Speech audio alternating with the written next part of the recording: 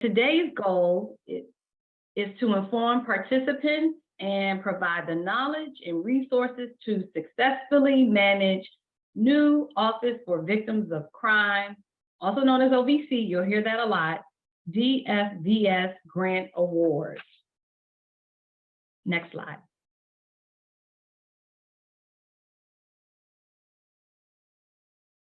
So we have some program overview and objectives. The goal of the program is to develop a workforce of victim service professionals to provide direct services to AI and AN victims in locations that are remote and where positions are hard to fill. And this is done through engaging interested individuals with connections to these areas. The objectives are to establish or continue operating, but for you, you're new, establish and administer a structured program linking interested individuals with internship opportunities with a VIA or tribally run victim service program. And this can include programs run by tribal consortia or tribal nonprofits. I do want to stress and emphasize that internship placements need to be at victim service programs run by BIA or tribes, and the focus should be on serving federally recognized tribes. If you have any questions, please don't hesitate to reach out to your grant manager. All right, number 2, provide supervision and training to participants in the program by experienced victim service professionals and establish baseline data and a data collection process for performance metrics. Our next slide shows where you're located. These are all of the 2023 DFVS grantee locations in the service areas. I'll take like 5 seconds for you to review those to see who you are.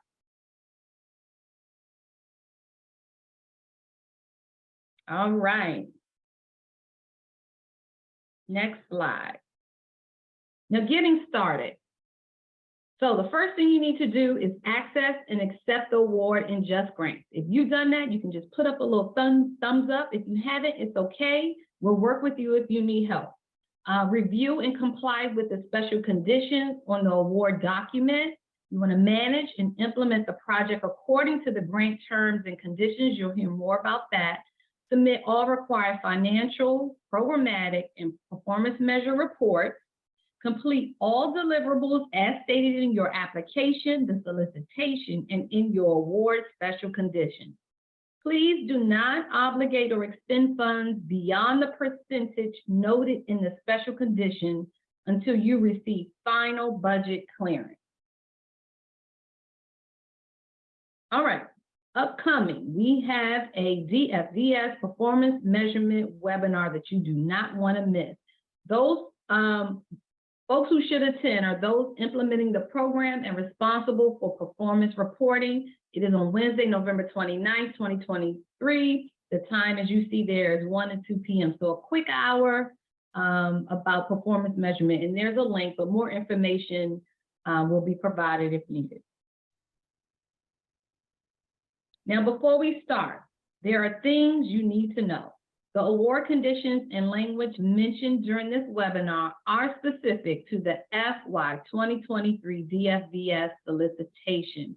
If you have grant-specific questions regarding any of your award conditions, like I said, contact me, Yolanda, or Ramisa. You'll hear from Ramisa a little later. And please be sure to read your award document and all special conditions. That is very, very important.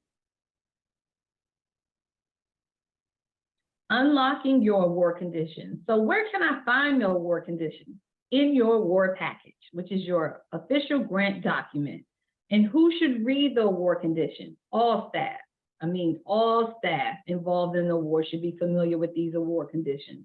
You should read it and know it and understand what it says. And we will be happy to explain any award condition that you are having trouble understanding. What is an award condition? An award conditions, they're terms and conditions outlining your grant award package. We have a visual here, which is in Just Grants, and you go to the tab that says award package, And right at the bottom, you'll see award conditions. Once you click on that, there's a long list, but it's okay. You can read through those, but there's a long list of award conditions that you should be familiar with. Next slide.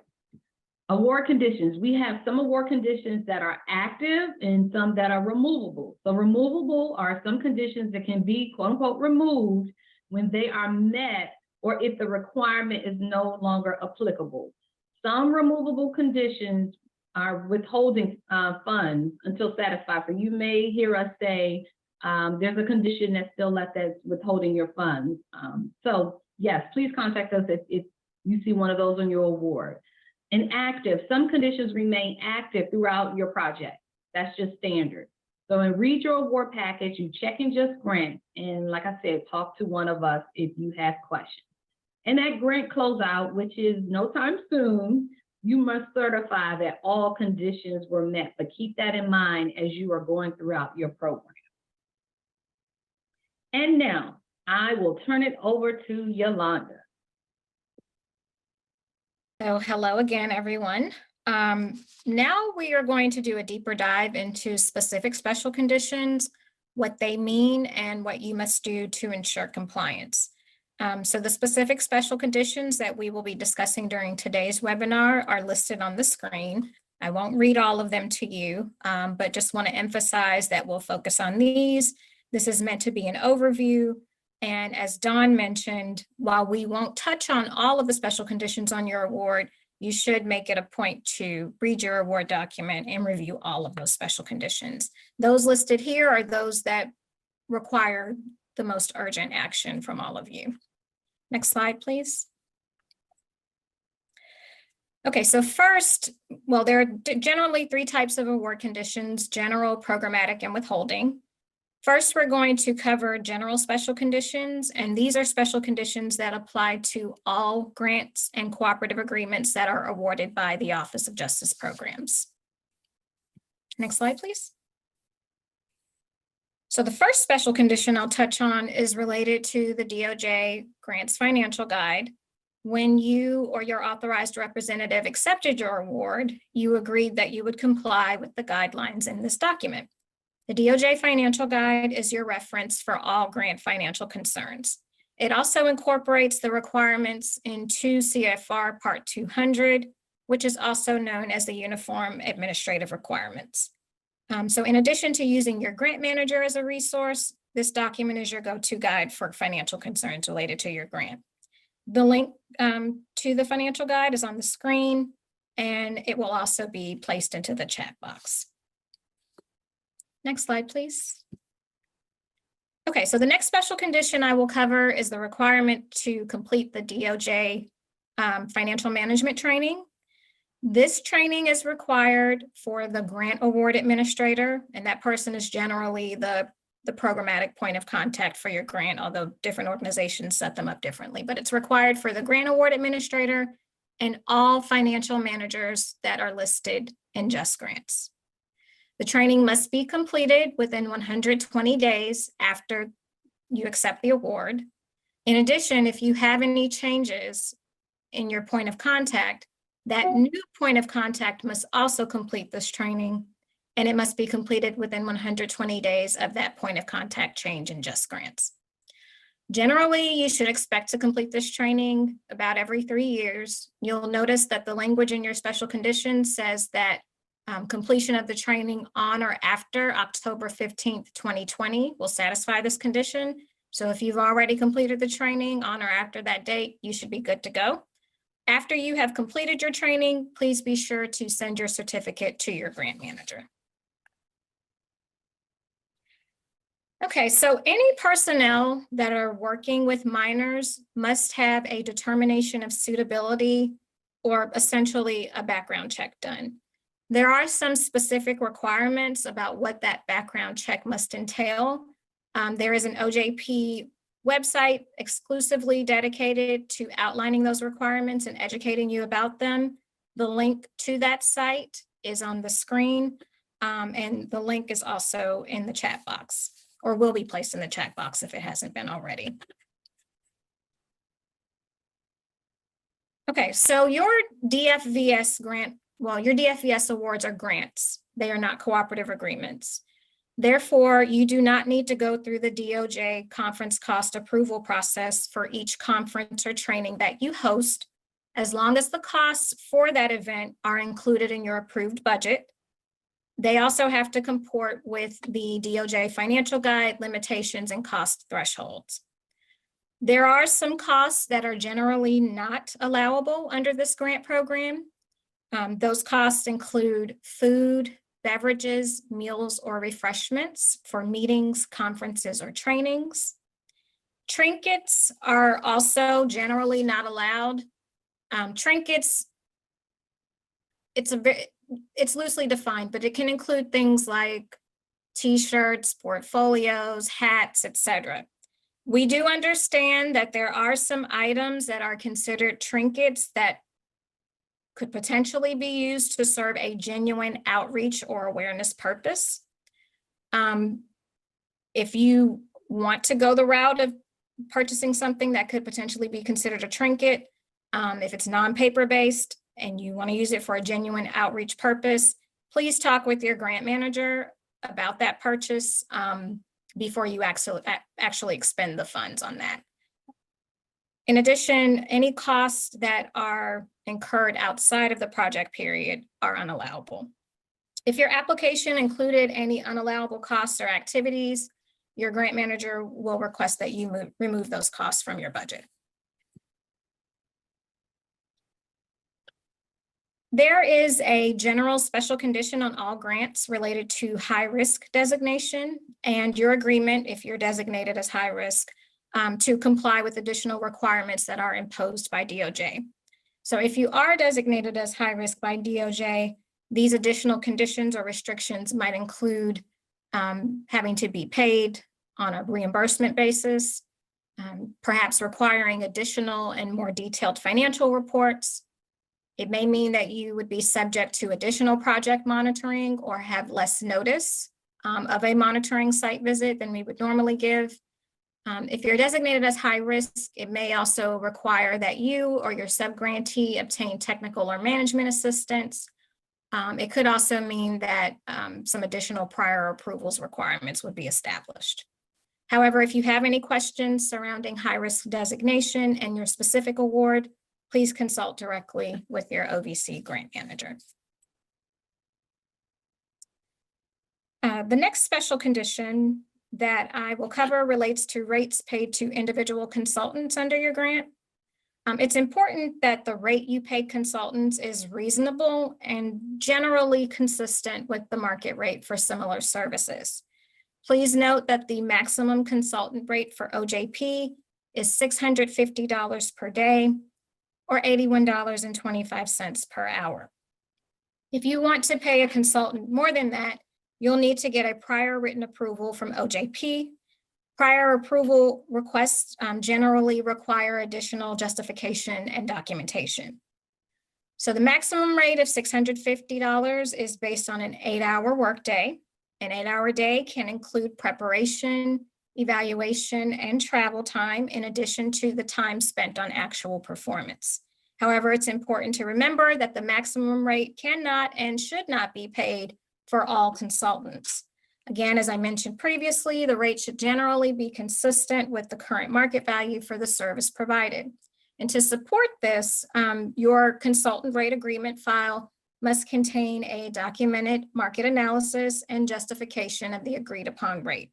If there's no supporting documentation, consultant expenditures may be questioned during an audit or monitoring review. So if you need some assistance with determining the current market value, you can check out competitive contract bids. You can also take a look at the Bureau of Labor Statistics wage data by area and occupation website, and the link for that site will be placed in the chat. The DOJ financial guide also has a section on consultant rates, so you may also want to check out that document for some additional information. Okay, so I'm sure that all of you know there are reporting requirements for your grant awards.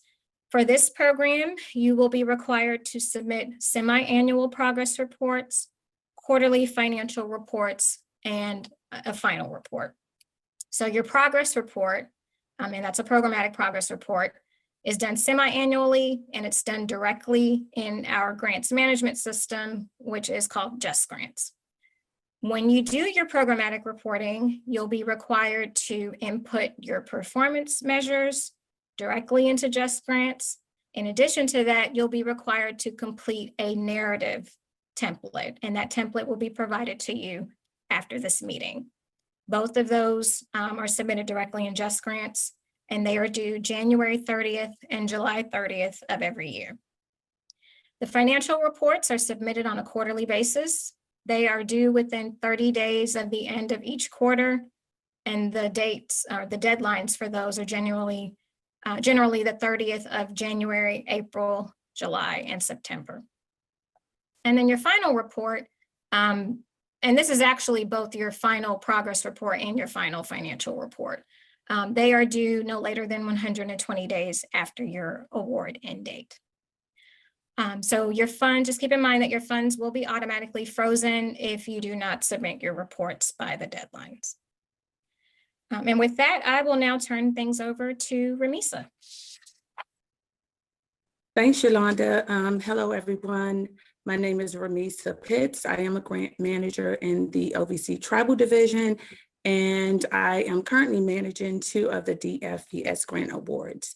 And so now with that, we can continue moving through the webinar, and I will now provide an overview of the programmatic award conditions. So this slide here just reiterates that there are 3 types of award conditions. The programmatic conditions are award-specific conditions, and these conditions are active throughout the life of the award. Next slide. So as it relates to the programmatic conditions, there are a number of programmatic award conditions. The confidentiality policy is one of those conditions that applies to all DFVS awards, which states that your organization needs to have written policies and procedures that clearly state how you will maintain the confidentiality of victims' names, addresses, telephone numbers, and other personal identifiable information. You also need to have documented procedures for information sharing amongst partners. And in order to satisfy this particular condition, you will need to submit a signed written certification to your OVC grant manager, certifying that you have written policies and procedures in place and that your data privacy and sharing protocols are in line with the confidentiality and privacy rights and obligations that apply to your jurisdiction. OVC has a confidentiality template, and if you've already met with your OVC grant manager, you have already seen this template and should have already completed and returned the document to your OVC grant manager. Next slide, please. So products, the development of products is another programmatic award condition. Any products that are developed using grant funds must be reviewed and approved by OVC at least 60 days prior to publication, distribution, or use. This includes reports, videos, conference presentations, articles, and widely circulated publications. And just as a reminder, the OVC disclaimer language must be included in the publication document. And as an added note to that, the disclaimer language can also be located in your award conditions and Just Grants. You can also reach out to your OVC grant manager who can send the disclaimer language to you directly if needed. Next slide. So as you can see on this slide, previously, as it relates to using funds for curriculum development, the requirement was for grantees to contact TTAC first to ensure compliance with OVC's design standards, but that process has now changed, and now grantees should contact their OVC grant manager to initiate contact with TTAC. So just a quick reminder of the new process here. Next slide, please. Coordination. So per the grant award conditions, grantees should coordinate or collaborate with other grantees under the DFVS grant program. So please make sure that you collaborate with other grantees under this program to ensure that your intended service areas do not conflict with another grant program's host sites or service areas. If you find that there is some sort of overlap, please contact your OVC grant manager to further discuss your action plan and resolving this matter. There will be a chart with the grantee locations that will be provided to all DFVS grantees. So be on the lookout for that chart, which should be forthcoming shortly after the webinar concludes. Next slide, please. So as it relates to the award special conditions, in order to ensure transparency and accountability in the management of grants, there are certain costs that require prior written approval. These costs are specified in 2 CFR 200.47 and further discussed in the DOJ Grants Financial Guide, Chapter 3.6, section that talks about costs requiring prior approval. So some examples of those costs requiring prior approval are on the screen. As you can see, the compensation for consultant services in excess of the current OJP consultant rate, maximum limit, the sole source procurements in excess of $250,000, the publication plans, the purchase of automatic data processing equipment and software, also known as ADP, and the pre-award costs. So just be cognizant of some of these items. And if prior approval is required, please reach out to your OVC grant manager. Next slide, please. So we will go straight into the withholding of the award conditions, and the withholding of the award conditions can restrict a grantee. So I want to be clear on that they can restrict the grantee from drawing down funds if the grantee is not in compliance with these conditions. The withholding conditions should be addressed immediately. I think Dawn had touched on that earlier in the presentation. So work directly with your OVC grant manager on how to have these conditions removed. Please be mindful that the withholding award conditions can be added to your application or award at any time. And again, some withholdings can restrict the grantee from drawing down funds. So you want to make sure that you work closely and directly with your grant manager to satisfy any withholding conditions. Next slide, please. So this slide here shows you where you can locate the award special condition holds in Just Grants. You want to go to the funding balance and availability tab.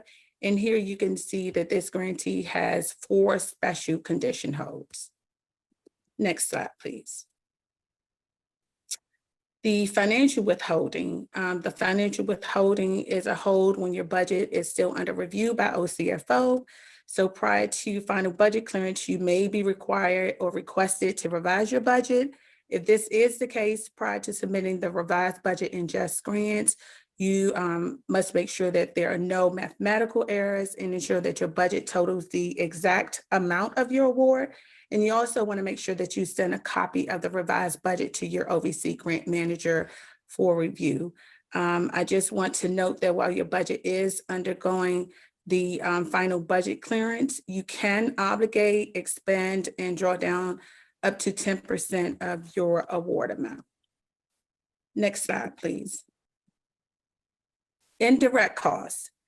If there is a withholding for indirect costs, you will need to email a copy of your most recent IDC rate agreement to your OVC grant manager and upload a copy to your award in Just Grants. If that current rate increases or decreases, you must submit a budget modification GAM in Just Grants along with the updated IDC rate agreement. For grantees using a de minimis rate of 10%, those grantees are required to complete the de minimis certification form. You can talk to your OVC grant manager if you need a copy of that form. And then I believe that there will also be, the link will be dropped into the chat. So you can also see that link in the chat. Next slide, please. So when it comes to satisfying a withholding award condition, it is very important to remember to take action and submit the required documents to your OVC grant manager.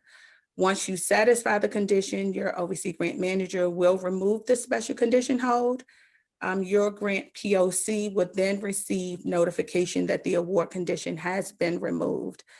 We ask for your patience since it may take several days or several weeks to fully remove any special condition holds in Just Grants. Next slide, please. So noted on this screen are some important resources and websites that you should keep handy at all times throughout the project period of performance. So these links will also be dropped in the chat for your reference. Next slide, please. Here you can find some useful contact information. These are all email addresses and phone numbers you should also keep handy at all times. And I believe this information will also be dropped in the chat. Next slide, please. So your support team can be seen here. Your support team consists of your grant manager, who you want to keep in close contact with, have frequent meetings, ask those questions that may be a little, be in a gray area or what have you. You want to make sure that you talk to your grant manager and talk through any of those issues.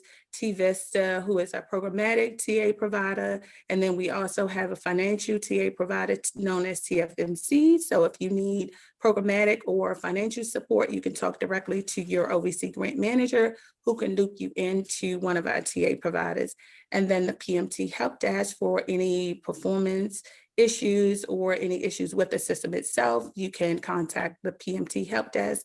And then Just Grants, of course, if you have any issues with Just Grants, any technical issues in Just Grants, then you can also reach out to our Just Grants help desk. Next slide, please. And here we have some key takeaways. So these were pretty much all mentioned throughout the presentation.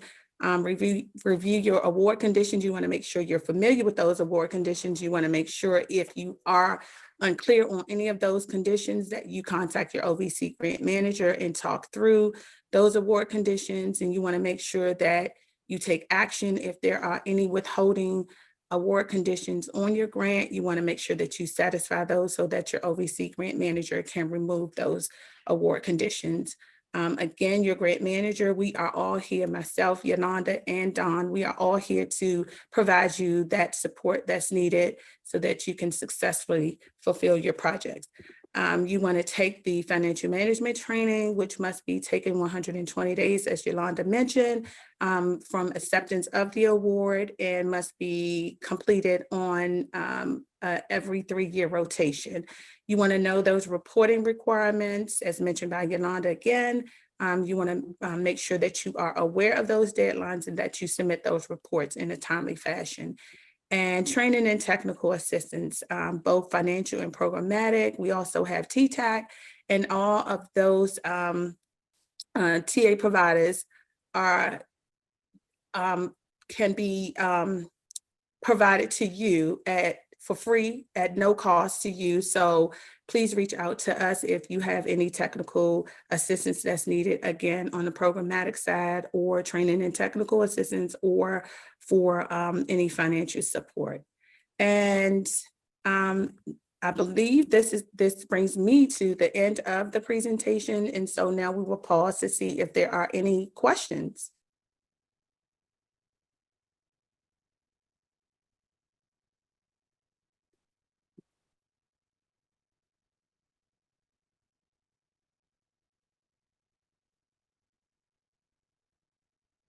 Okay, well, it looks like we don't have any questions at this time. And so I will now turn things over to T-Vista. Sam.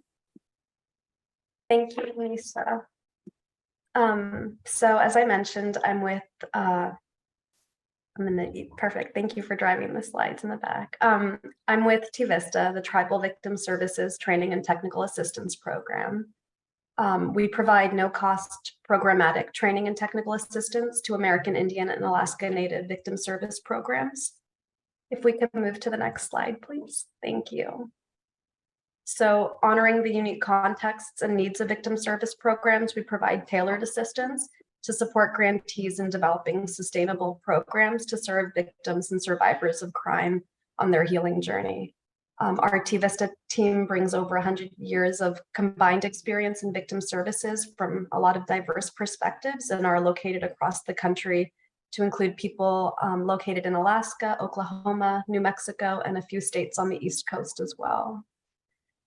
There are a few things bulleted on our framework for this slide, but just wanted to highlight that our framework is rooted in a trauma-informed and culturally responsive approach. Next slide, please. So our assistance can come in many forms and is shaped by the unique needs and capacities of the grantees we are engaging with. This might be a quick question to answer, a quick call to answer a question, or it could be a few coaching sessions to work through a specific challenge together. We offer peer learning spaces to learn from one another on a specific victim services topic, in-person gatherings, or more intensive support over longer periods of time. Aside from TVista's assistance coming in many different forms, we also address a lot of different topics, really recognizing the intersectional nature of victim services and managing victim service programs. So this could look like supporting grantees in navigating aspects of your grant, like aligning program narratives and timelines to meet your goals. That could look like the development of intake forms, screening tools, or developing a strategic plan or community needs assessment. This could also look like crafting a multidisciplinary community response to MMIP or building program staff knowledge on a specific victimization like human trafficking. In this space, we also provide logistical support for DF-VS meetings, like coordinating the meetings. So you'll hear from me again after today with a doodle on scheduling future meetings as well. You'll also receive a biweekly e-blast from TVista that has resources and information relevant to your work, and quarterly newsletters from us with other opportunities to engage in TA. And your grant manager might connect us for support, but you can also reach to us directly. We work collaboratively with OVC and the other TA providers to support each of you. So please don't hesitate to reach out if you have questions or need additional information. We'll put our contact email and phone number in the chat, and it's also on the bottom right of the slide.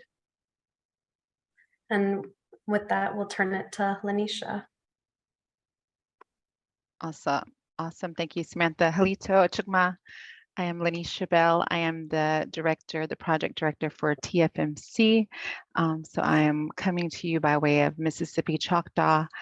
So TFMC is committed to providing grantees with a range of options for receiving individualized TA and training, including virtual, on-site, and hybrid formats.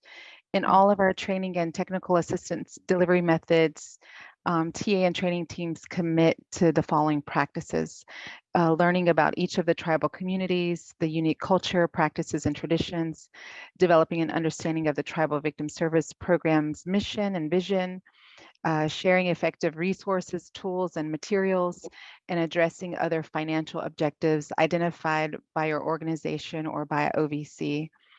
For virtual and on-site TA requests, we have pre-session conference calls with grantees. They're coordinated by the TA team.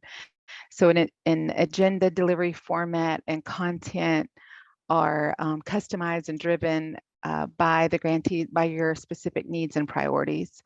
So this just allows us to coordinate either single or multi-day sessions, each session covering a different grantee identified topic.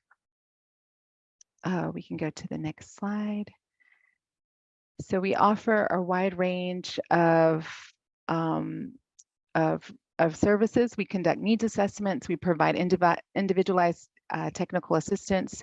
We support grantees with financial reporting, review financial policies and procedures, and regularly make recommendations to enhance existing financial practices to align with OJP grants management requirements. TFMC provides assistance also with Just Grants and ASAP systems. We routinely disseminate information on federal grants financial management best practices to include current, relevant, and effective tools and resources for grantees, and facilitate peer sharing opportunities between grantees, such as open forums. So I just wanted to take a minute. We also have our virtual support center. The email is on the slide, and I believe we'll also put that in the chat. And our website is listed there for all of our resources. Yolanda mentioned earlier a bit about the grants financial management training requirement that's needed for to clear your award condition. So TFMC also has a tribal grants financial management training, which would provide you the same type of certificate, but it's specific. We've adapted the OCFO training specific to tribes. So we actually have another cohort that's going to begin in December. So if any of you guys need to kind of do that, to kind of check that compliance off your list, definitely reach out through the VSC or through your grant manager so they can connect us, and we'll be happy to add you. If it's not in this cohort, we do have 2 more cohorts coming in the new year. So I just wanted to make sure to plug that today to make sure that you guys know that we are an available resource in addition to, so the training in addition to individualized TA. So definitely don't hesitate to reach out to us. I'm going to now pass it over to my colleague, Samantha. Thank you, Lanisha. Hello all, my name is Samantha Lowry and I am so excited to be here.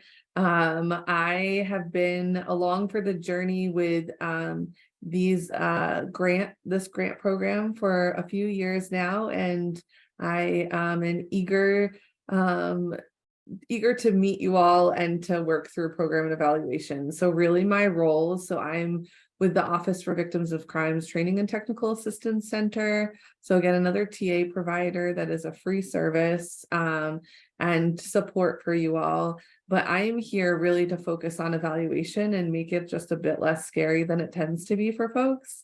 I know when you're a TA provider, many times evaluation is this added element, working with data, interpreting data. So I'm here to support that aspect in any way that you would like. I'm going to talk a little bit about what that structure looks like. So what we've done over the course of a few years is start to develop and refine along the way what it is that you all are doing. So I'm here to listen and learn from you all to really understand what you're doing within each of your grant programs, as well as where there's a lot of synergy across your awards. And so here is a draft logic model that we've used throughout some of the evaluation work with this particular program. And you'll see some alignment with what you all are doing, right? So this is really building from what is kind of part of your programs and already within what you have written in your proposals and are expecting to do along the way. There are some intricacies in here where, as the program has evolved, for example, the program began working with students only, and now it's inclusive of individuals that can be college and university students, but others as well. And so we just keep refining this as the program evolves and as you all find new ways to kind of decide what is your measure of success, what really defines the outcomes for your program. And so we'll keep this live as we progress together and talk through each of the various areas. It's not something that you need to memorize or know off the top of your head at any point. That's what I'm here for, is to help kind of work through each of these areas and talk about, is there a particular area that maybe you hadn't intended on measuring, but you're really interested in it. So that's what I'll be here to support along the way. So just to give you like a more specific, tangible way of thinking about what it is that the evaluation is capturing, we really just have a large number of questions that we want to answer about all of what your efforts are doing when you think about evaluation. So how is the internship program being implemented? Considering successes, we want to hear all about the great things that you're doing, and you put these in different places. And so if you're documenting that through progress reports, that's great. We get that data. If you've got challenges and barriers that you're documenting and sharing with OVC, these are all places which I call secondary data, where we'll capture a lot of that information and look at trends and themes across awards so that we can help to demonstrate a little bit more of what the cohort of grantees is doing, in addition to what you all will be showing as individual grantees. thinking about what is a successful internship. So I always like to start and lean into what you all are saying about your programs. What does that success look like? Right. So for some, it's really about having interns, sharing knowledge, building a program. Some have outcomes that are more focused on the sustainability of the program and what the interns are doing long term. Are they staying in the victim services field? So we really have a lot of different angles that we consider in the evaluation and in collaboration with you all. But also, how is the fellowship contributing to the needs of interns? We want to know how it's contributing to your needs as either a host organization, as the grantee, as the victim service provider in partnership with the host organization, just considering, what it is that is your goal as an organization or as a grantee, knowing that this has a real focus on the interns or the fellowships themselves, but there's a lot that can be gleaned from what you all are doing and what successes you're feeling within yourselves and your organizations. But also considering gaps in existing terms of availability and accessibility of the internship program. With the last cohort of grantees, the pandemic was something that was new and had just come into play. And so we talked a lot about what that meant for the program. And, I always like to talk with you all about what the numbers are actually showing so that the data is informing decisions and what you all are doing rather than driving it, right? So when I think about data being an information avenue, when I look at the number of interns that have completed a program, we need to unpack that a little bit and really understand what was driving those completions. If there are these added contexts of something like the pandemic, then that's something that the numbers can't tell us without your insights and that added context and grounding the numbers in your spaces. So you'll hear me ask a lot of questions along the way as we unpack some of those pieces. But also the evolution of your grant awards, right? We understand that your priorities today are reflective of what you may have written in the proposal and what you're really hoping to achieve.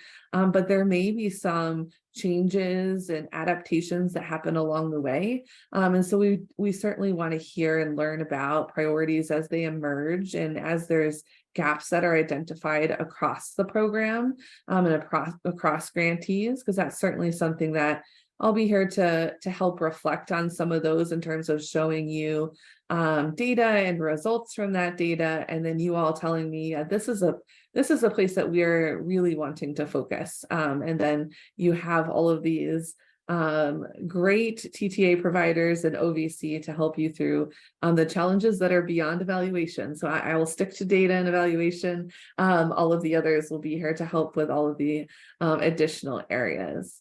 But then thinking about the impact at those different levels, like I talked about, in terms of whether it's an impact being felt by the interns or the fellows, whether it's at the host organization level, if it's within a victim service organization and beyond.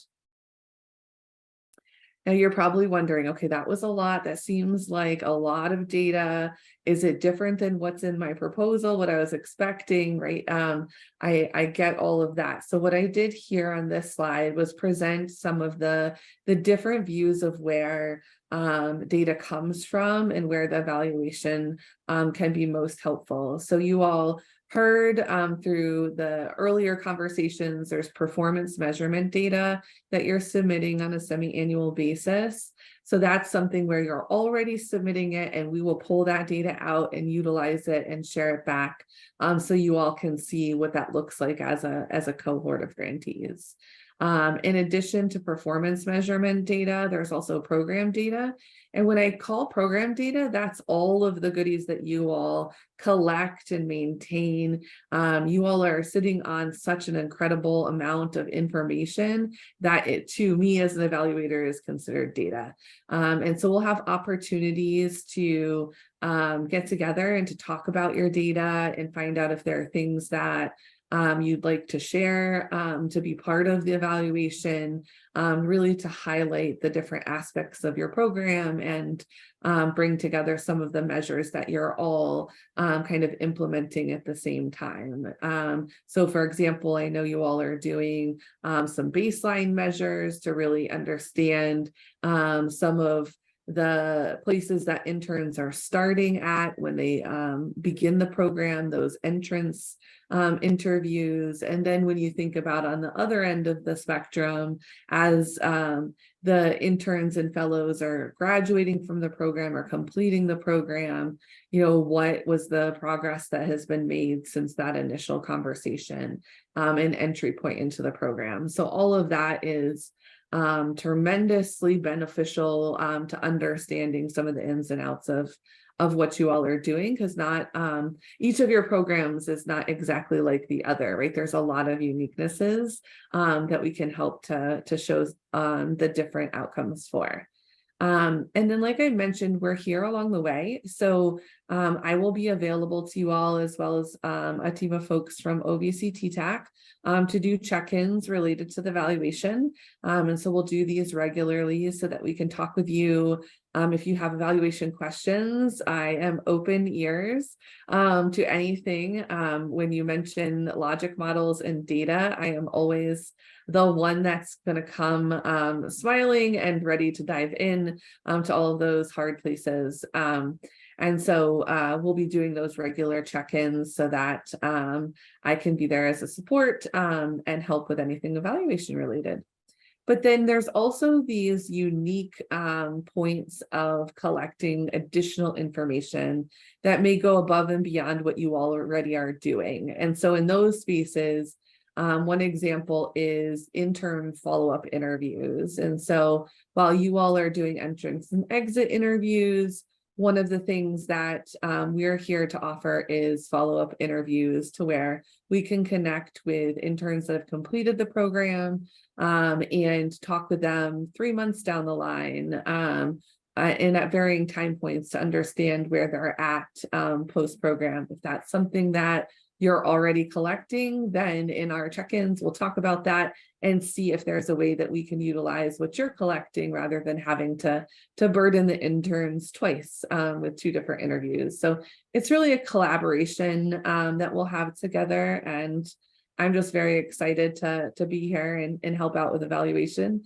in any ways that you need. And there's a lot of familiar faces out there, which I'm really excited to have you all back, and new faces that I'm eager to get to know you.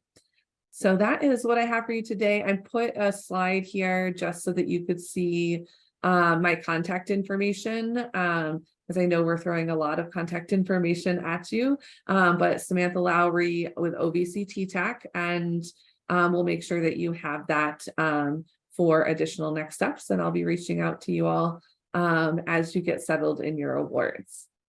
So I'm going to go ahead and turn it back over to OVC so that we can do the closing. So Dawn, I'm passing the mic to you.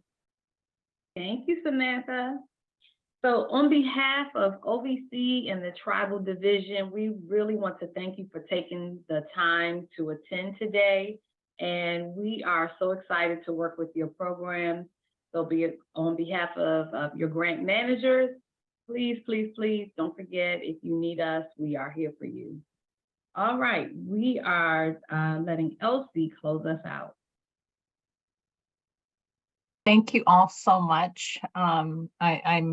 This whole webinar and the programs that you're creating really makes my heart smile, because we're creating people building capacity. So it's beautiful. I love it. So I just want to close out in a good way. And I want to bring Grandma Rita into the space. She's a traditional healer. She was. And so in her words, she says that we are free to be who we are, to create our own life out of the past and out of the present,